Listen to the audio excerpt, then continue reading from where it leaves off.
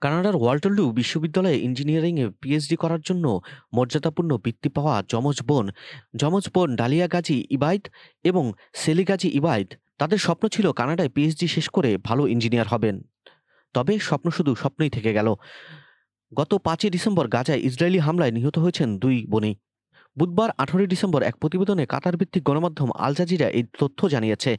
প্রতিবেদনে বলা হয়, নিহত দুই বোনের মৃত্যুর খবর সত্য বলে এক সংবাদ বিজ্ঞপ্তিতে জানিয়েছে কানাডার ওয়াটারলু বিশ্ববিদ্যালয়। মঙ্গলবার প্রকাশিত এক সংবাদ বিজ্ঞপ্তিতে বিশ্ববিদ্যালয় জানিয়েছে যে সিস্টেম ডিজাইন ইঞ্জিনিয়ারিংয়ে পিএইচডি করার জন্য ওয়াটারলুতে চান্স পাওয়া যমজ বোনের মৃত্যুর খবর জানতে পেরে গভীরভাবে দুঃখিত।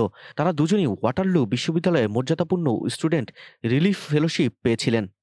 ডালিয়া এবং সেলিকে তাদের অসাধারণ একাডেমিক কৃতিত্ব ও গবেষণার ভিত্তিতে নির্বাচিত করা হয়েছে। বিশ্ববিদ্যালয়টি বোনদের বাবা-মার কাছ থেকেও প্রাপ্ত একটি নোটও শেয়ার করেছেন, যেখানে বলা হয়েছে তারা কানাডায় পড়াশোনার জন্য বৃত্তি পেয়েছেন জেনে তারা ভীষণ আগ্রহী ছিল। দুর্ভাগ্যবশত তারা তাদের স্বপ্ন বাস্তবায়নের সুযোগ পায়নি। আমাদের মেয়েদের যত্ন নেয়ার এবং সাহায্য করার জন্য আপনাদের ধন্যবাদ।